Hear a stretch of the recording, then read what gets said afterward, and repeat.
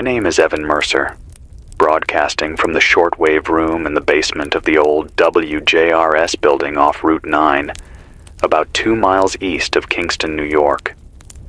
It is 6:12 a.m. The street outside smells like wet metal, and the thermometer on the window reads 49 degrees. The radios are warm against my arm, and there is a steady hiss from the speaker because the local FM tower went dead around 4, after a few hours of static that kept ripping like someone tearing tape. The power here comes from a diesel generator out back that burns a gallon every 30 minutes if we keep the lights off and don't boil water.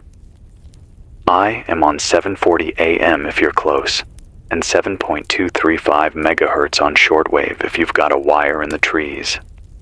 If you can hear me through the fuzz and the fading, you are not alone. If you are just waking up and wondering why your phone is a black mirror, why your TV gives you a blue box that never loads, why the sky to the south looks wrong, this is why. The war we told ourselves would never happen started last night, and it did not stop at threats or tests or messages. There were flashes over cities. There were warning tones that came too late, and there was a long hour when the night went white, and then nothing moved. At 11:37 p.m., I was in bed with a hand radio under the pillow, the kind that eats AA batteries and hums even when you turn the volume all the way down. There was a message on the NOAA weather station, but it wasn't weather. It was the same plain voice they use for flood advisories, only it read a civil danger warning. It said to shelter, to turn off fans and close windows, to stay off the roads because emergency crews would need them clear. I remember the way the silence folded after each sentence, like the voice had to push through a lot of mud to reach me. I put on my boots, and the dog started whining by the door, even before the first text came through from my brother in Queens. Power gone. Something bright over the water, I wrote back, and the message failed. Then another came from a friend in Baltimore. Sirens nonstop. Sky wrong color. He sent a picture that never downloaded, just a gray square with a broken icon. That was the last time my phone did anything but show me my face. By 12:04 a.m., a light rose over the ridgeline toward the south, too low to be the moon and too round to be the sun. It was like a second dawn trying to lift its head out of the river. Every porch in our block opened at once. No one called out. We stood with our hands on the railings, counting without meaning to, because our bodies wanted numbers to hold on to. The light faded slow and then snapped off, and in the space after it, all the crickets stopped. I heard one car roll past without headlights, tires whispering through the grit in the curb. Somewhere beyond town, a transformer popped like a jar lid. If you were awake then, you know the taste that came next. The dry copper in the mouth that isn't blood and isn't fear, but feels like both. I went downstairs and started the generator. The switch for the studio lights stayed dark, but the board gave me a thin line of green. I took it like a blessing and a dare. At 12:28 a.m., the emergency alert system kicked in for the last time. The tones were clipped, not the full climb and fall, just enough to raise the hair on your neck. The message said, "This is a national emergency. This is not a test." It listed cities: Norfolk, Charleston, Jacksonville, San Diego. A pause. Then it said, New York. I waited for city, but it never came. My brother didn't answer when I tried again. I kept trying until the phone screen was warm. The alert voice kept going, talking about shelters that weren't open, about sirens that might sound, about seek interior rooms, limit exposure, decontamination stations to be announced. The message repeated, then cut off mid-sentence. The clock on the wall froze at 12:31. By 1:10 a.m., The highway heading south was jammed by trucks that weren't moving and cars with doors open. People stood in clusters on the shoulder, not looking at their phones because the phones were dead. But staring up toward the skyline, you can almost see from the river bend if the air is clear. It wasn't clear. There was a smear across the stars, not a cloud, more like a bruise that kept spreading until it reached the Big Dipper and smudged it out. I don't know which circle of fire did that, or if it was the one we saw or another. If you know, if you saw it from the Bronx or from a rooftop in Hoboken, call me. The studio line works off the board and the analog loop, so if your landline is still alive, I can pick you up. The number hasn't changed, 845-555-0198. If you're close and brave, knock. The door is propped with a wrench because the hinges swell when the generator runs. If you're scared, you can be scared in here with me. You won't be alone. I won't either. The first insider call came at 1:23 a.m. I won't use his full name, not yet, because I don't want to paint a target on someone who already took a risk. He said he worked maintenance on the lower levels of a big data center outside Piscataway, New Jersey. The night shift had orders to shut down everything that wasn't life support for the building, to switch the cooling to a closed loop, and to lock the hatches to the sub-basement. He said there was a radiation monitor in the corridor, one of those beige boxes with a dial no one touched for drills. The needle jumped and settled, then crept. He said the creep never stopped. He told me they were told to go home at 12:40, but the gates were closed, and the guard just shook his head through the glass. They said stay inside. The county will send buses, he told me. County who? It was just me and a kid from Edison and 2 vending machines. The line cracked up and I lost him. If you are listening, call again. You did good. Around 2 a.m., a convoy moved north on the other side of the river. 6 trucks with canvas backs and a Jeep at the front. The trucks did not have their lights on. The Jeep did, but they were taped with an X. An old man 2 houses down swore they were National Guard, but I couldn't see markings. The tail lights were a soft red through the fog. They pulled into the high school lot by the football field. We watched them until they killed the engine noise one by one, the way a bar turns off the neon signs at closing. No one got out for a long time. Then a man stepped down from the Jeep and went to the payphone by the bus loop. I didn't know that phones still worked.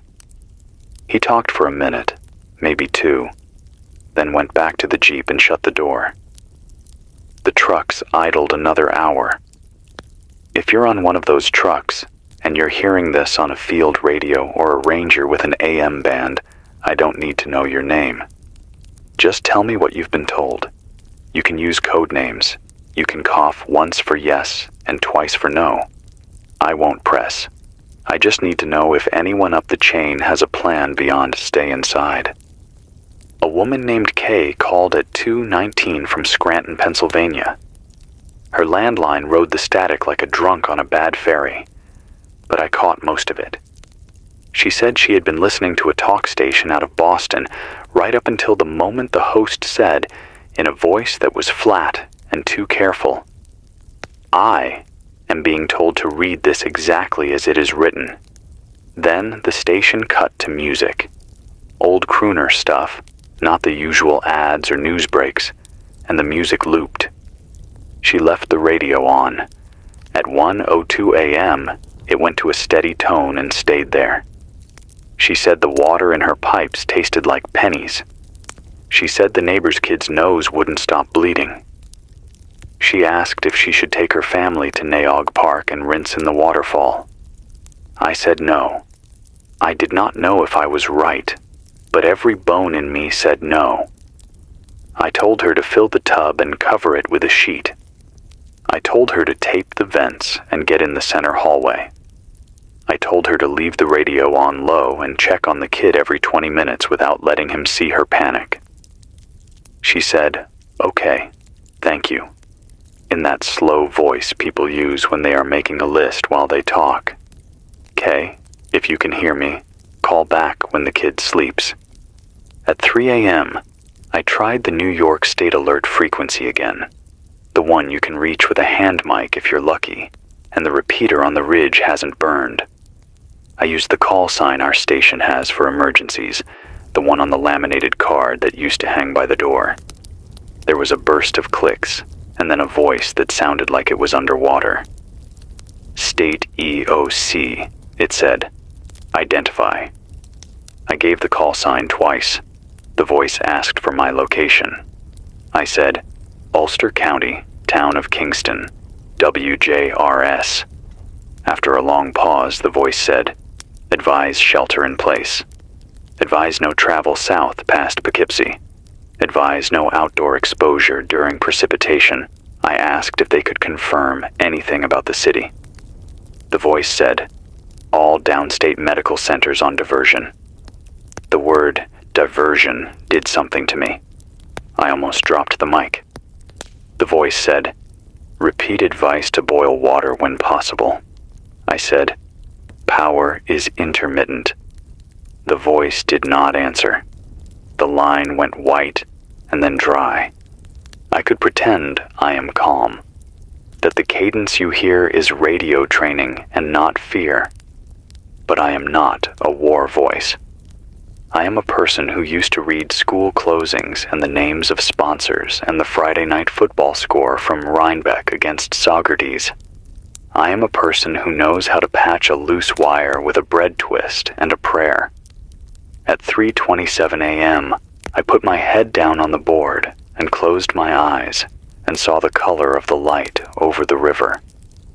It was like the dull inside of a spoon after it has been in a fire.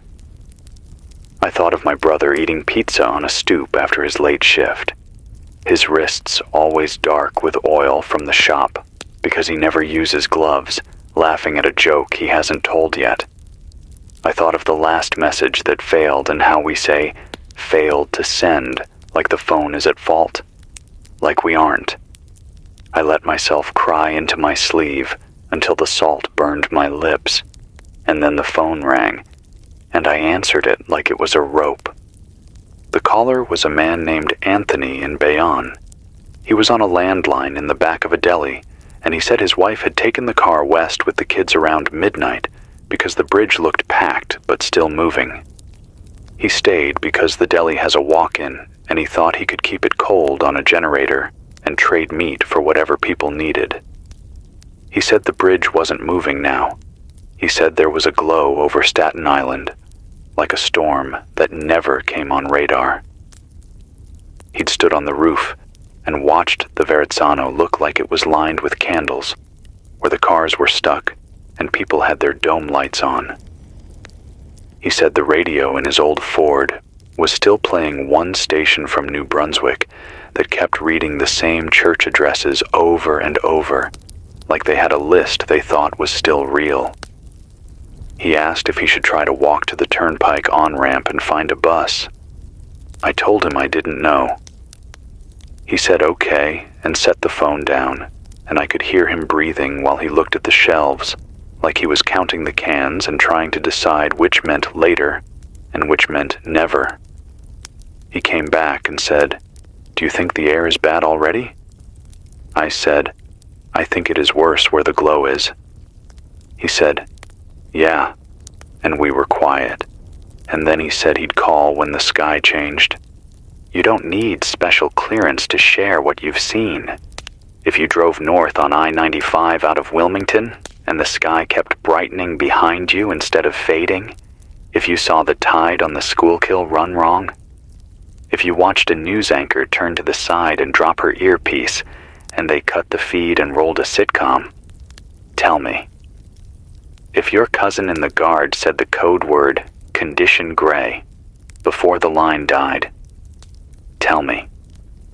I will not try to confirm it with anyone who might get you in trouble.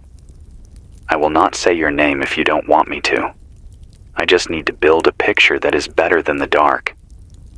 At 3:58 a.m., a man who said he worked at a university chemistry lab in Hartford called from his office because the landlines on old copper were still up in some of the buildings. He said he wasn't a radiation guy, but he knew enough to be scared. He said, if you were outside when the first light came and you felt that metal taste in your mouth and your skin feels like it got a sunburn you didn't earn, you should shower if you can, but not scrub hard, because you don't want to break the skin. He said to bag the clothes and leave them by the door. He said to keep those bags away from kids.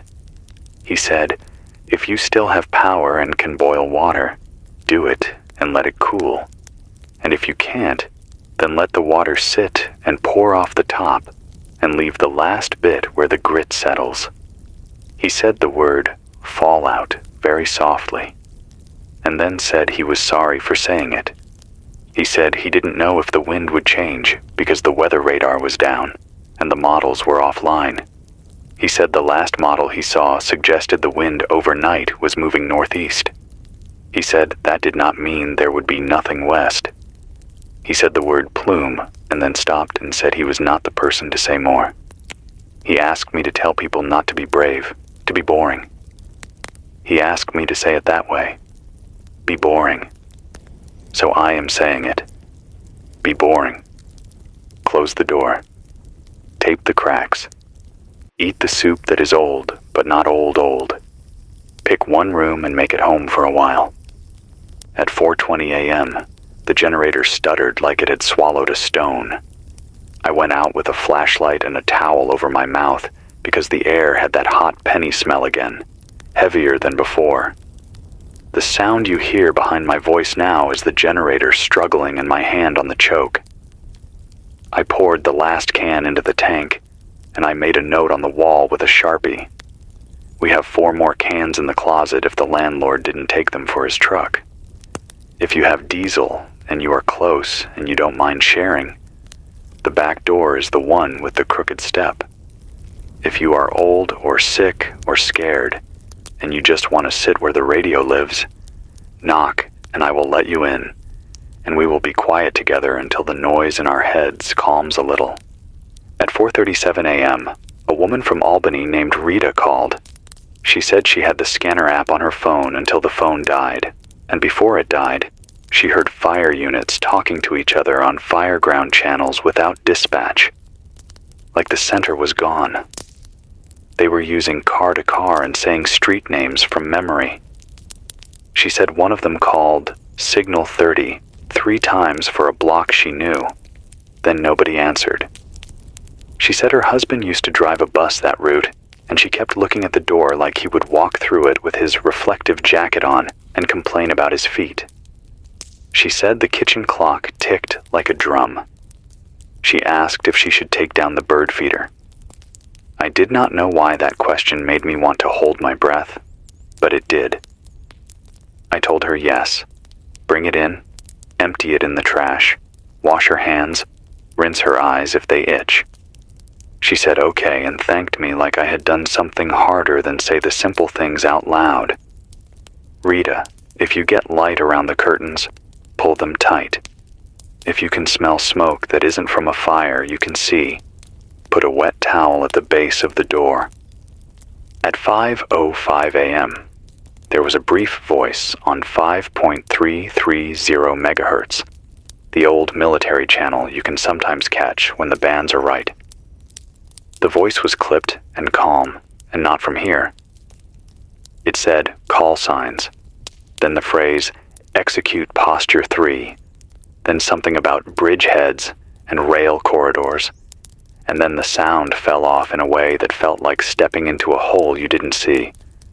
If anyone else caught that, tell me what you heard. I am not going to guess.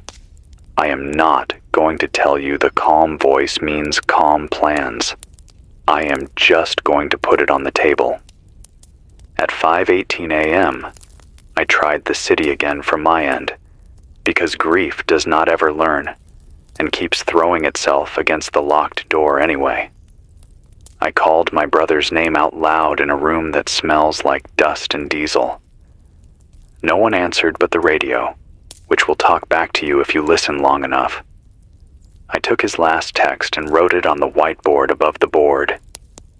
Power gone. Something bright over the water. I am writing every name and city on that board as they come in, so I do not lose the line between us. Kay in Scranton, Anthony in Bayonne, Rita in Albany, the kid with the vending machines in Piscataway, the person on 5.330 who does not know my name but knows their own. If you call, I will write you too. That is my promise. It will not fix anything. It will keep us from falling through the floor. Right now, 6:27 a.m., the light outside the high windows is gray and sallow, the kind of morning that never quite becomes day. The birds tried one song and stopped like someone told them they were too loud. My hands shake when I reach for the faders, and when I fold them in my lap, they shake there too. I am hungry, but the hunger is down a hall I don't want to walk yet. I'm afraid to breathe too deep when the wind shifts. I am angry in a way that has no place to go. I am also here, and so are you. And that fact is a small beam strong enough to hold a little weight. Here is what I know at this hour, as plain as I can say it.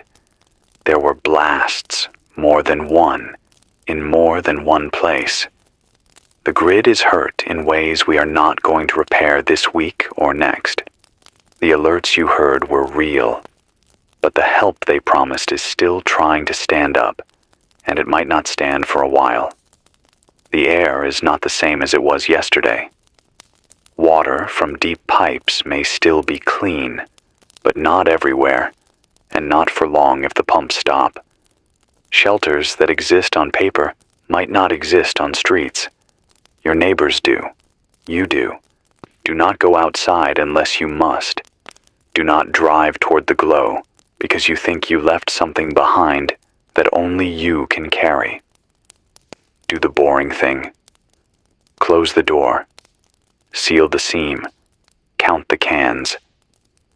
If you have more than you need, bring one here, and I will pass it to the hand that knocks after yours. If you are an insider, and you want to share the rumor that keeps you awake, I will take it. If you are a scientist, and you can give me a rule of thumb that helps a parent keep a kid safe in a room with a towel under the door, I will put your rule on the air. If you are a soldier, and you have a phrase that says, "Sit tight," without lying, give it to me and I will carry it forward. If you are alone, and you just want someone to say your name back to you so you remember that you are real, call, and I will say it. There will be a time to ask why, and a time to keep records, and a time to build a wall of names taller than a church. But right now, while the morning is a sick color and the radios breathe like sleeping animals, and the diesel thuds in the ground, there is this. You and me and this wire and the space between us that is not empty. I will stay on as long as the fuel does, and when the fuel runs out, I will walk to the river and listen to the water, and then come back and speak what I heard. If the signal fades, wait. If the signal comes back, answer. The studio line is 845-555-0198. The door with the crooked step is open. This is Evan Mercer, WJRS, Kingston, New York, 7:40 a.m. and 7.235 megahertz. Early morning of a day that will not fit in a calendar square. I am here. You are here. Breathe shallow if the air stings. Drink slow. Keep the list. When you are ready, tell me what you saw. If you can still hear, I am taking the next call. It is 7:04 a.m. now, though time feels bent, stretched into something that does not match the hands on the clock. The air outside the studio window looks jaundiced, the kind of light you get when a storm is about to break. Except there are no clouds moving, no wind, no birds. It is the kind of stillness that makes you think the world is holding its breath. I'm sitting here with a cup of water that tastes like it came from the bottom of a rusted bucket, but it's all I've got left in the thermos. The generator is coughing again. I keep one ear on the pitch of the engine because it tells me if the tank is about to run dry. The smell of diesel has already soaked into my clothes, into my skin. If you are just tuning in, and I don't even know how many are left who can tune in, my name is Evan Mercer. WJRS Kingston, 7:40 a.m. and shortwave 7.235 megahertz. We are still alive on this frequency. If you can hear me, the line is still there between us, thin but not broken. The news, if I can even call it that, is more like scattered shards than anything whole. At 6:40 a.m., a trucker named Don out of Shroon Lake called in. His rig is dead on I-87, somewhere south of Glens Falls. He said he watched the entire line of semis around him just quit all at once, like the batteries had been pulled from the world. No horns, no radios, nothing but the sound of doors slamming when the drivers stepped out onto the road. He said people weren't shouting, they weren't panicking, they were just waiting. Like they all knew something bigger was coming and yelling wouldn't change it. Don said the sky above them had a sheen, like oil on water, and when he looked too long, his eyes hurt. He's walking north now, carrying a CB handheld that still spits static, but no voice. If anyone up near Glens Falls catches him on their frequency, answer him. Tell him he isn't alone. At 6:52, a man who said his name was Harold from Rochester broke in with one of the clearest calls I've gotten all night. He swore on his life that the radio tower on Pinnacle Hill blew apart just before sunrise. He said it was like something reached down and snapped it. No fire, no blast, just metal falling. He said people in his block were running to the hospital, but the hospital had guards with rifles at the doors, and they were turning people away unless they had badges. They say contamination, Harold told me, but they won't say what kind. His voice cracked when he asked me if I knew whether the lake water was safe. I told him I didn't know, and my stomach clenched at the sound of him going quiet on the other end. Then he whispered, "I'm going to drink it anyway." That was the last I heard before the static swallowed him. You can probably hear it in my voice. The fatigue. I haven't slept since yesterday morning, before the first flash over the southern horizon. My hands tremble when I write notes down. The inside of my mouth is dry no matter how much water I drink. My eyes burn from staring too long at this dim board. But I have to keep talking. If I stop, the silence will eat me alive. People keep asking about the government, about the president, about the state. I wish I had something real to give you. At 6:15, I picked up a faint carrier on 5.505 megahertz, military band, and the words "continuity of government" drifted in before the line died. That phrase means bunkers. That phrase means the ones with the badges and the codes are alive somewhere under dirt, while the rest of us figure out how to breathe through air that smells like coins. That's what I think anyway. Here's what I want to tell you plain. The old rules don't apply anymore. Don't wait for official orders that never come. Don't expect food trucks. Don't expect clean water handed out in plastic bottles with logos on them.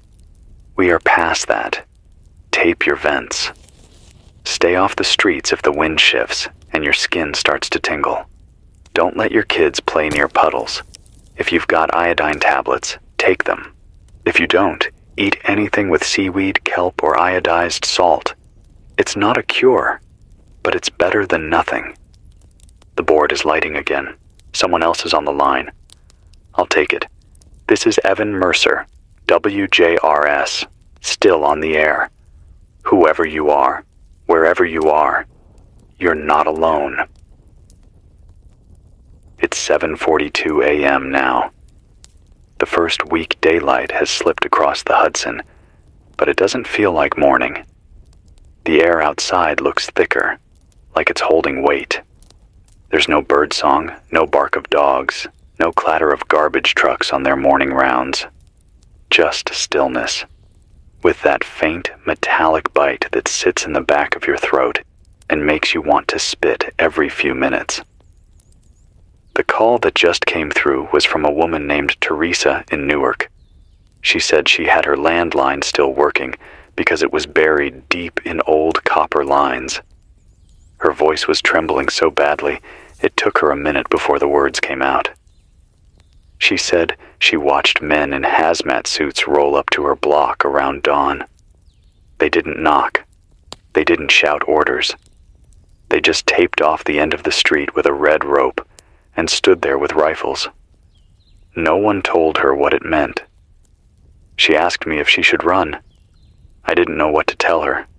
I just said if they're wearing masks, keep your windows shut, tape the seams, and don't let the kids outside. She whispered, "Thank you," and hung up before I could say more.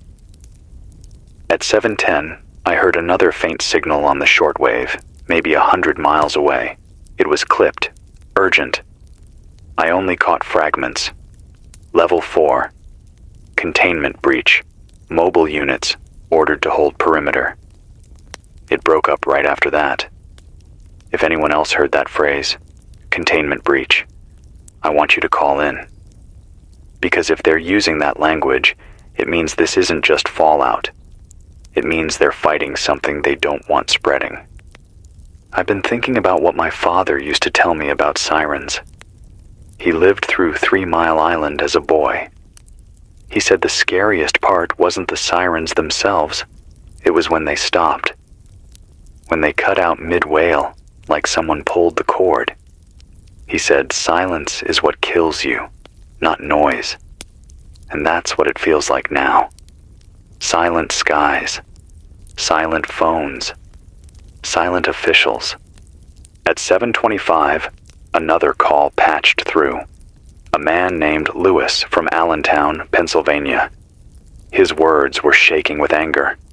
He said the National Guard rolled down Hamilton Street before sunrise, broadcasting through speakers that all civilians must remain indoors. He said people came out on porches anyway, shouting for water, for food, for information. The guard trucks didn't stop. They didn't answer. Lewis said one of his neighbors threw a brick at the last vehicle. The truck stopped for half a second, then roared off. He said he hasn't seen a single patrol since. He asked me if it means they've abandoned them. I couldn't answer. I wanted to tell him to hold on, but the truth sat heavy in my chest. I've got scribbles piling up on this board in front of me. City names, first names of people who call, short sentences that cut like blades. I keep writing them because it feels like the only history we'll have left if the screens never come back on. It's hard to keep my voice steady now. My throat aches from the dryness. My eyes feel like they've got sand in them. I keep thinking of my brother, his last message. Something bright over the water. That was it. 3 words and silence. I tell myself he made it underground, or into a basement, or behind a wall thick enough. I tell myself if I keep speaking his name into this static, maybe he'll find his way back. 7:41 a.m. The generator is holding steady for now. I can hear the hum under my feet, constant as a heartbeat. If you're hearing me right now, Kingston, Albany, Scranton, Bayonne, maybe even further if the skip is good, don't go quiet. Pick up your landline if it still breathes. Call me. Tell me what the world looks like from your window. This is Evan Mercer, WJRS Kingston, still on 740 AM and 7.235 megahertz shortwave. I'm still here. You're still here. That's enough to keep going. It is 8:09 AM now. The light outside looks wrong. Too flat, too heavy. When you step near the window, it feels like standing next to an oven door that's been left open, even though the thermometer still reads in the 50s. The air is carrying something it shouldn't. I keep a towel pressed at the base of the door, and still, the smell of burnt metal seeps through. I just got off the line with a caller from Jersey City, a woman named Carla. She said she and her neighbors spent the whole night in the basement of an old brick apartment block, listening to sirens that would start, rise, then cut off mid-howl. Around 6 this morning, she said the sirens didn't come back. Instead, helicopters rolled overhead, flying low, and then she heard 3 loud cracks. Not bombs, not thunder. Cracks, like something splitting in the air itself. She swore she saw white streaks falling into the Hudson. Then no more sound, but the thump of rotors moving west. She asked me if it meant they were shooting down missiles. I couldn't tell her. The silence after she asked that hung in the room like a weight neither of us could lift. At 7:56, a call cut in from Buffalo. An old man named Carl, his voice thin, like the line itself was dying while he spoke. He said the TV station switched to a slate around midnight, a blue card that read, "Please stand by," in black letters. He left it on, hoping for an update. Around sunrise, the slate disappeared, replaced by static snow, and behind the snow, he swears he saw shapes moving.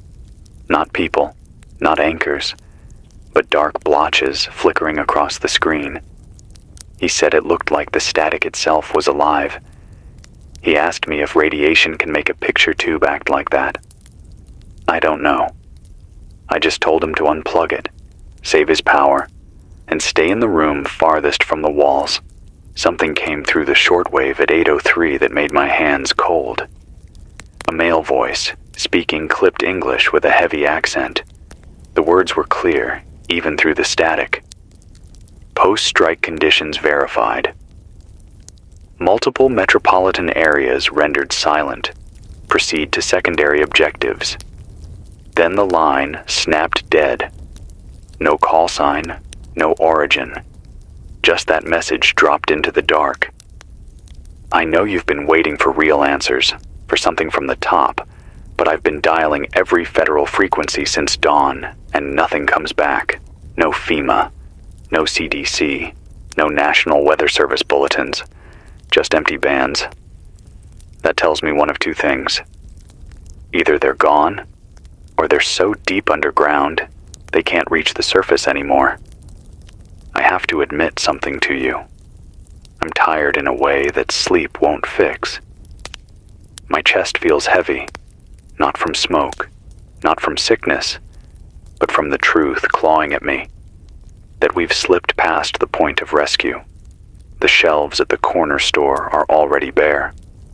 The fuel cans out back are half what they were last night. The water in my thermos tastes like rust, and every sip feels like a coin melting on my tongue. But I'll keep talking because silence is worse, because someone out there is still listening, still scribbling notes like I am, still counting minutes in a room that smells like dust and fear. It's 8:17 now. If you can hear me, if you're in Philadelphia, in Pittsburgh, in Providence, call in. Tell me what you're seeing, what you're hearing. Don't let the silence win. This is Evan Mercer, WJRS, Kingston, 740 AM and 7.235 megahertz. I'm still here. You are too. And as long as that's true, the line isn't broken. It's 8:44 AM now. The sun is higher, but it hasn't brought warmth, not the kind you can feel on your skin. The light feels thin, filtered through a veil of dust. If you look straight at it, Your eyes sting like you've been cutting onions. I've shut the blinds, but a gray glow still leaks through the edges, and it makes this room feel like it's sitting under a giant lamp, humming with heat that doesn't reach your bones. A call came through just after 8:30 from a man named David, somewhere outside Columbus, Ohio. His landline still worked because it's strung on old copper, and he said his wife begged him to call to see if anyone out east still had a signal. He told me the grid went down across most of Ohio just after midnight. At first, people thought it was another rolling blackout, but then the sirens started. Not the storm sirens, the civil defense ones, the ones that haven't been tested in years. They screamed for 3 minutes, then died all at once. He said the radio went silent at the exact same second. He hasn't seen the sky clear since. It's like dusk never lifted, he told me. He asked me if the East Coast was gone. I couldn't answer him. I wanted to lie, to tell him no, but I don't think lies help anymore. At 8:36, a woman calling herself June reached me from Detroit. She said the river looked wrong at sunrise, dark and sluggish, like it was holding oil. She and her neighbors saw National Guard convoys move toward the Ambassador Bridge, then turn back, leaving it sealed off. "No one crosses," she said. Then her voice dropped, like she didn't want anyone around her to hear. She said she saw lights over Windsor, white flashes that didn't spread like lightning, but glowed like flares in a jar.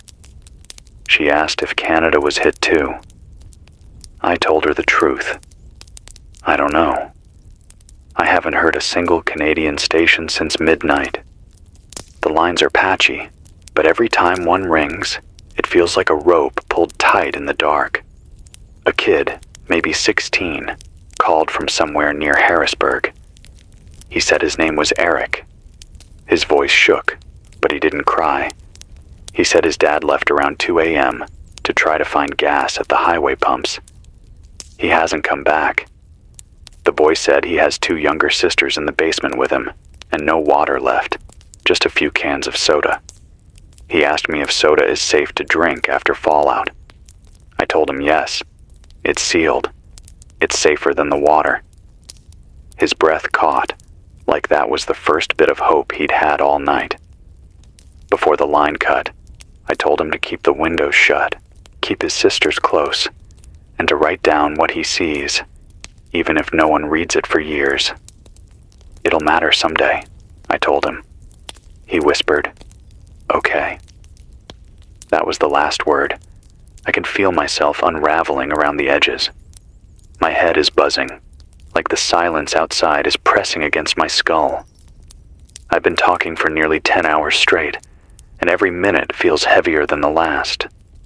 But if I stop, I know the silence will fill the space with fear, and I'd rather keep bleeding words into the dark than let that happen. Here's what I know as of 8:43 a.m. The grid is gone from New York through Pennsylvania and westward to Ohio. Civil defense sirens are either failing or being cut. Military convoys move, but they don't speak. The air tastes metallic across every call I've taken, no matter the city. And there are fewer signals left now than there were 2 hours ago. If you can still hear me, Kansas City, Chicago, Milwaukee, call in. Tell me if the lights are still on where you are. Tell me if the sky has turned. Every voice matters now. Every word counts. This is Evan Mercer, WJRS, Kingston, 740 AM and 7.235 megahertz. Still holding the line, still here. And if you're hearing me, so are you.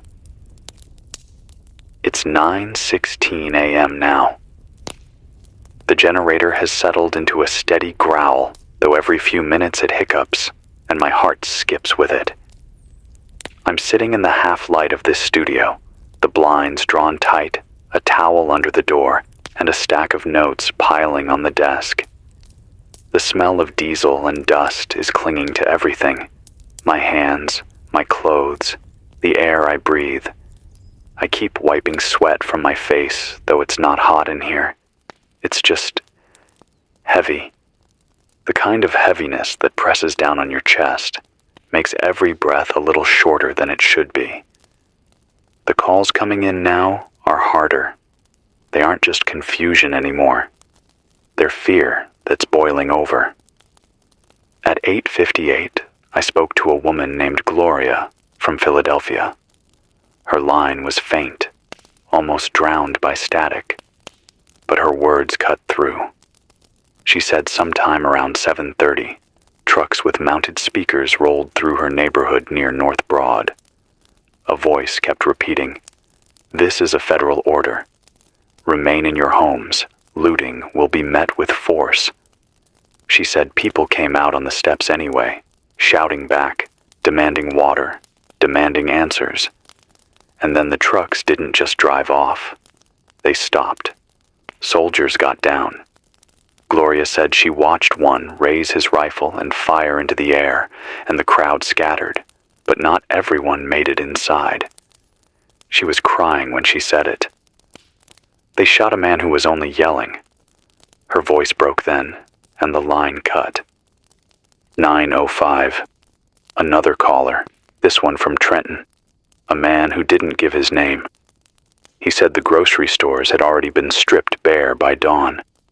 Neighbors turned on each other in the parking lots, fighting over bottled water, over bags of rice.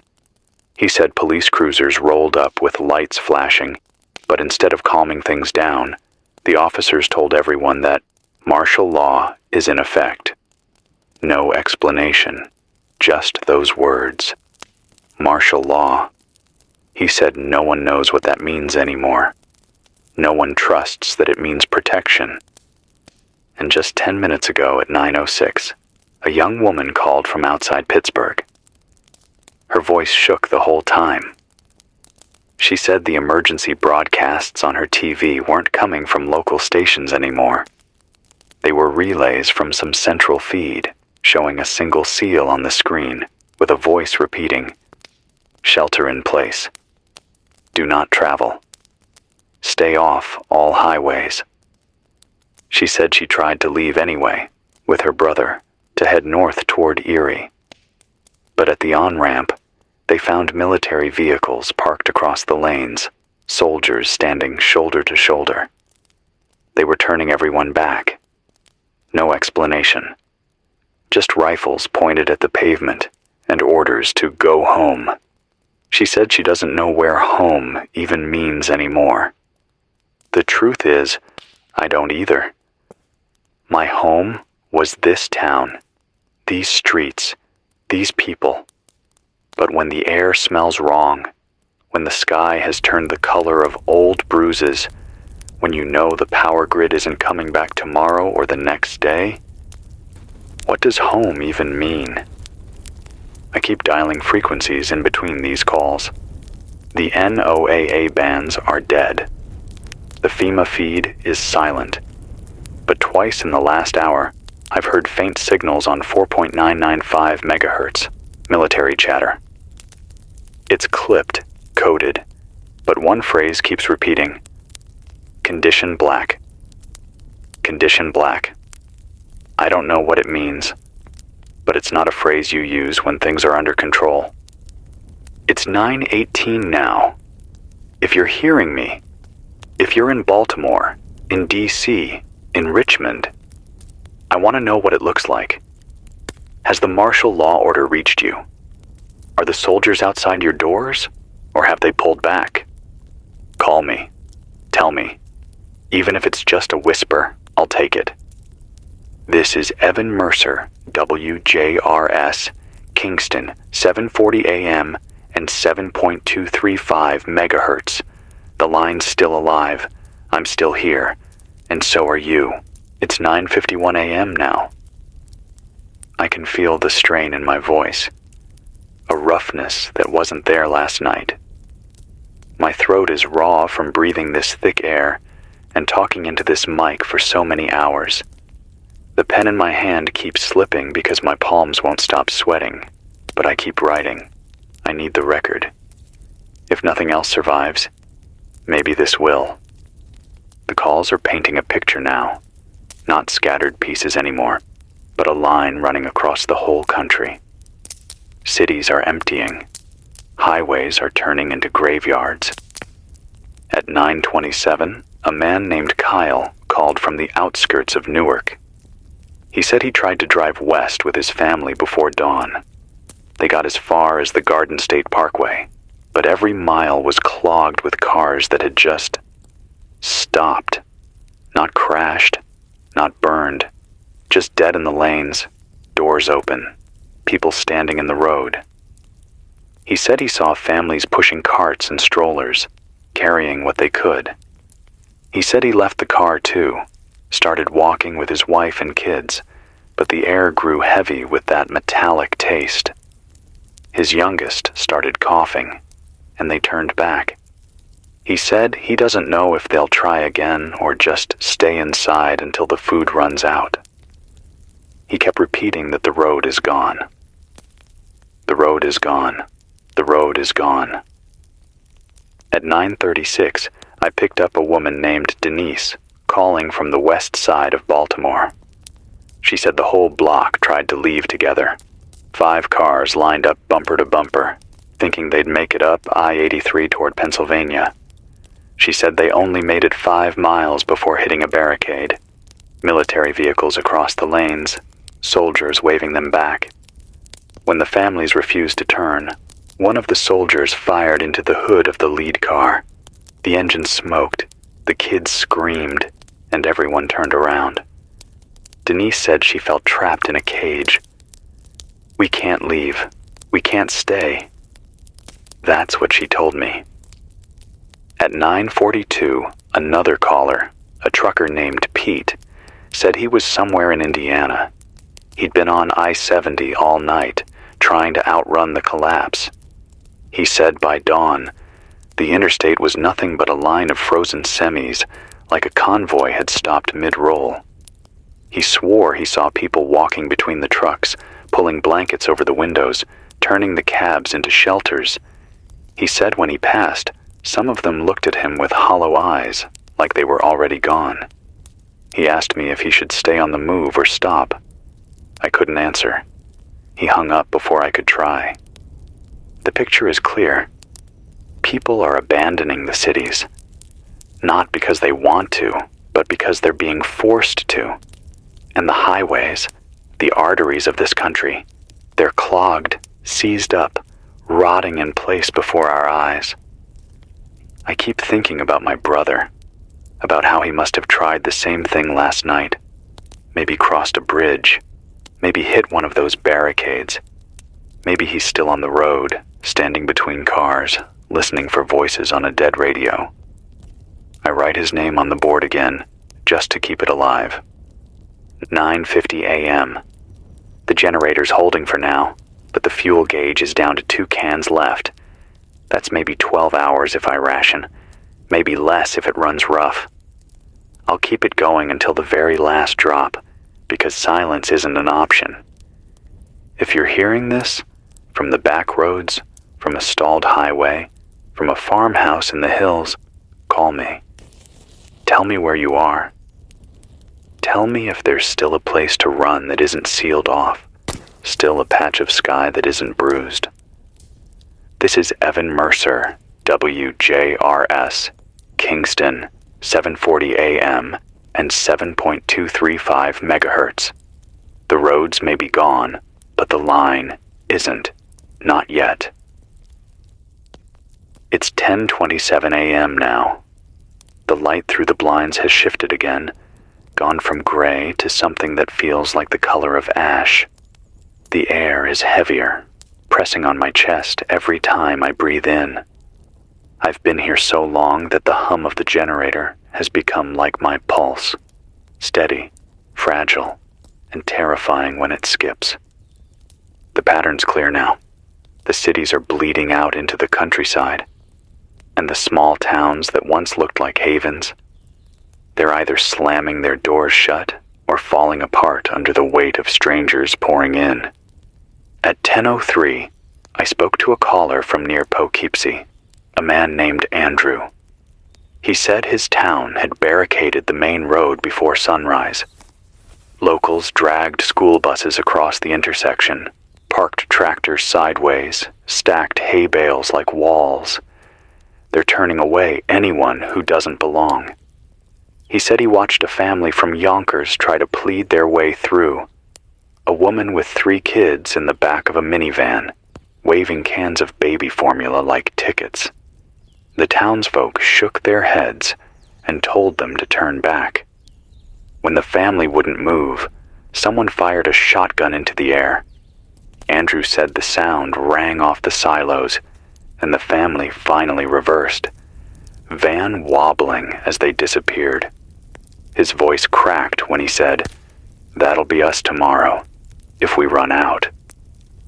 At 10:12, a young woman named Sarah called from a farm near Harrisburg.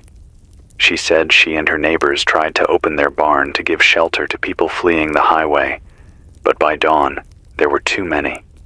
Dozens crowded in, fighting over space, knocking over feed sacks, tearing at whatever supplies they could grab. Sarah said her father tried to calm them, but someone struck him in the chaos. By the time the sun rose, they had to drive the strangers off with pitchforks and hunting rifles.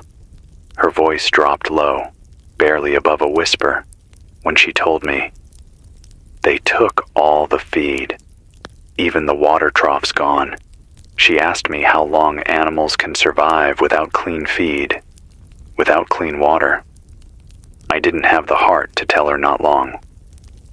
10:19, another caller, a man named Mark from the Catskills. He said his town had a meeting last night in the firehouse. They decided no outsiders allowed. He said they're guarding every road with shotguns. He sounded proud, but I could hear the unease under it. He said he hasn't seen his cousin from the city in 2 years, but now he can't stop thinking about him driving north, finding the barricade, being turned away. Mark asked me if that makes him a bad person. I didn't answer quick enough, and the silence between us felt like judgment. He hung up. The countryside was supposed to be where people ran when the cities fell apart. But now the countryside is cracking too. Every town turning inward, circling its wagons. Every barn becoming a fortress, every roadblock a border. I keep telling myself this is temporary, that order will come back. But the more I listen, the less I believe it. The grid isn't flickering back on. The convoys aren't distributing aid. The air isn't clearing. This is the world now. Towns deciding who gets to live inside the barricades and who dies outside them. 10:26 a.m. The generator's still going. My throat feels raw, my eyes burn, and my hands keep shaking when I write these notes. But the line is still alive, and so am I. If you're out there, in a farmhouse, in a school gym, in a church basement, call me. Tell me if anyone has found a way to share instead of shut their doors. Tell me if there's a place where neighbors still let strangers in. This is Evan Mercer, WJRS, Kingston, 7:40 a.m. and 7.235 megahertz. Still here. Still holding the line. It's 11:03 a.m. now. The room is dim even though the blinds are cracked. The daylight outside is muted, like it's coming through a dirty glass. I keep the mic close to my mouth because the generator is getting louder. Its rattle like a bad cough under the floor. My hands smell like fuel, and my tongue still tastes like pennies. The calls I'm getting now aren't just about barricades and shortages. They're about the sky. They're about people's bodies. Something is moving through the air, and it's showing itself on skin. At 10:41, a man named Robert called from Elmira. His voice was thin and high, like he was trying not to panic. He said a fine gray dust started falling from the sky around dawn. Not ash from a fire. dust that clung to his jacket and made his eyes burn. He said his wife's lips turned pale and cracked within an hour. He asked me if it was radiation. I didn't answer directly, but I told him to cover his nose and mouth, to get into the basement, to change his clothes and bag them. He asked if he should burn them. I said no, don't make more smoke. At 10:47, a young nurse named Hannah called from a shelter set up in an old elementary school near Albany. She said the gym was packed with people who had fled from the city overnight. She said she's seeing children with sudden nosebleeds, rashes across their arms, vomiting that won't stop. She's got no medicine, no protective gear. She said she called every hospital number she had. No answer. She asked me how to tell which ones she can save. Her voice cracked when she said it. I told her to keep the sickest in a separate room, to wash hands with whatever clean water she had left, to cover vents if she could. She whispered, "Thank you," before the line faded. At 10:55, a caller from Massachusetts, a man who refused to give his name, said he saw the clouds move like they were alive. He said at sunrise the sky over Worcester had a green tinge and streaks of something like lightning, but slower, crawling instead of striking. He swore the static on his radio rose and fell in rhythm with the streaks. "It's not weather," he told me. "It's something else." His line died before I could ask anything more. I don't know if it's fallout or something worse. The science I've been able to scrape from the last few hours tells me only this.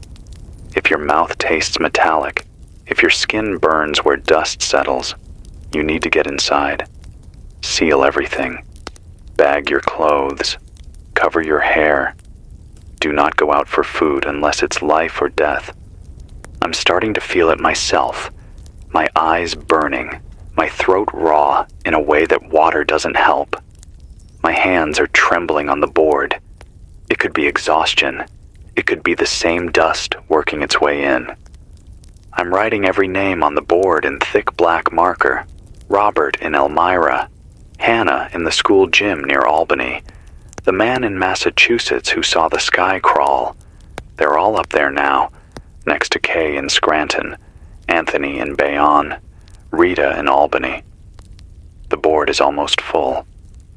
If you're out there, rural Vermont, northern New York, western Pennsylvania, call me. Tell me if the dust has reached you. Tell me if the sky's changed color. Tell me if you're feeling it on your skin. It's 11:02 a.m. The generator's still going. The line's still alive. This is Evan Mercer, WJRS, Kingston, 7:40 a.m. and 7.235 megahertz. Still here. Still holding the line. It's 11:38 a.m. now. I can feel it in my body. My throat feels raw, like I swallowed smoke. My lips sting, and the skin on the back of my hands is red where the dust must have touched me when I stepped outside to pour fuel. I keep telling myself it's just irritation, just fatigue, but I know what it means. Every caller tonight has told me the same story. The taste of metal, the burning skin, the weight in the lungs. It's here too. The phones keep ringing though. The voices on the other end are weaker now, like they're coming from farther away, or maybe just from people who are running out of strength. At 11:16, a man named Jorge called from near Syracuse. He said the city lights went out completely around 3 a.m., and by dawn the highways were crawling with people on foot, moving north toward Oswego. He swore he saw people carrying children with bandanas tied over their mouths, eyes watering as they walked. He said the local police put up a barricade near the I-81 interchange, but it was overrun within an hour. Not by violence, but by sheer numbers. They just kept walking, he told me. Walking past the cars, past the barricades, like they didn't hear the orders anymore. He said he joined them for a mile, then turned back, because his wife couldn't make it. His voice cracked when he said, "I left them behind." Then silence. At 11:22, a call from Vermont, a farmer named Clay outside of Rutland. He said his well water came up cloudy this morning. Not muddy, not rusty, but milky, like it had chalk in it. He tried to boil it, but the film didn't settle. His cattle refused to drink. He said one of them fell over in the pasture, legs stiff, eyes rolling back. He asked me if it was safe to drink. I told him no, don't drink it. Don't even wash in it. He went quiet for a long moment, then said, "That was all we had." The line dropped before I could answer. At 11:31, a woman from Cleveland called, her voice so faint I had to press my ear against the receiver. She said she had been listening to the emergency alerts on TV right up until dawn, when the feed froze on a single sentence. "We are unable to confirm continued operations at..." And then it cut to black. She said she sat there staring at the blank screen, waiting for it to come back. It never did. She told me her neighbors are talking about heading for the lake, trying to get across to Canada by boat. She asked me if it's safer there. I couldn't lie. I told her no one's heard from Canada since last night. She started to cry, quietly, and I didn't know how to fill the silence. I'm trying to stay steady, but my voice is breaking more often now. My chest feels heavier. I can feel the weight of the hours pressing down. Still, I'll keep talking until this board goes dark. Here's what I know at 11:37 a.m. The dust is falling across the northeast. The cities are emptying, highways locked with cars and people on foot. Small towns are barricading themselves, shutting doors against the flood. Hospitals are gone or closed. Schools turned to shelters already overwhelmed. And the signals, the ones I can catch on the bands, are fewer, weaker, slipping into silence. If you can still hear me, call. Tell me what the dust looks like where you are. Tell me if the water is holding. Tell me if the skies above you are still blue, or if they've turned that bruised color too. This is Evan Mercer, WJRS, Kingston, 7:40 a.m., 7.235 megahertz. Still here, still talking, still holding the line. It's 12:12 p.m. now. The generator's hum has grown uneven, almost like a man trying to catch his breath. I keep glancing at the fuel gauge, knowing I'll have to step outside soon and top it off. Every time I open that back door, I can feel the air pressing in, hot and wrong. My throat closes up and my eyes water. The red patches on my hands have spread, faint but steady. I tell myself I can keep going. I have to keep going. The silence on the bands is growing thicker. I sweep across the dial again and again, and whole regions are just gone. Not static, not interference, nothing. Dead air. At 11:54, a man named Walter from Hartford called. He said he had been monitoring police and fire scanners all morning. He said the chatter grew frantic after 9 a.m., units calling for backup, for medics, for water tankers. Then, at 10:30 sharp, it all stopped. Like someone pulled the plug on the whole city, Walter told me. He said he left his scanner on, waiting for even a single word, but there's been nothing for over an hour, he whispered. It feels like Hartford doesn't exist anymore. His line dropped with a click that sounded final. At 12:01, a caller from Rochester, a teacher named Ellen.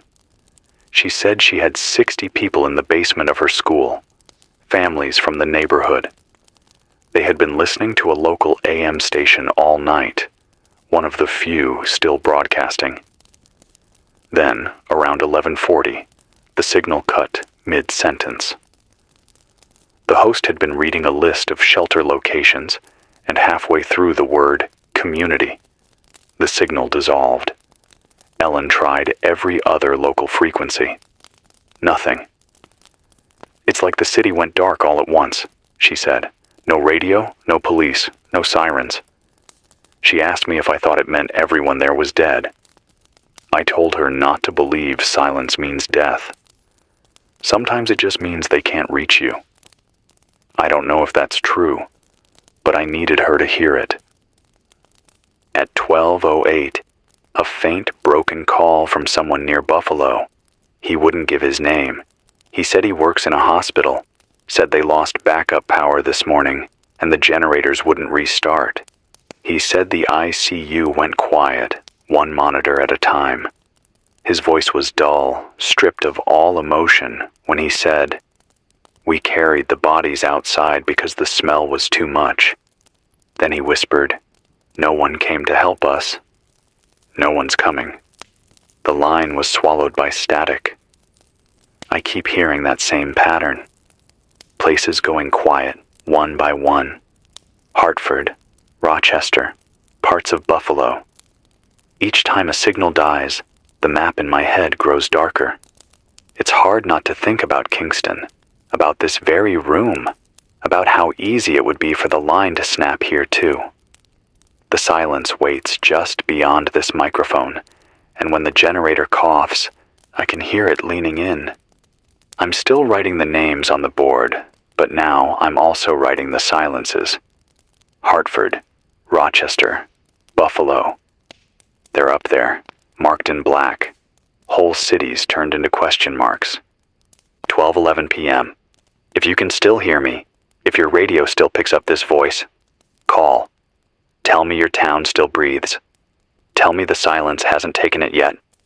Even a single word. This is Evan Mercer, WJRS, Kingston. 7:40 a.m. 7.235 megahertz. Still here, still speaking, still holding the line against the quiet.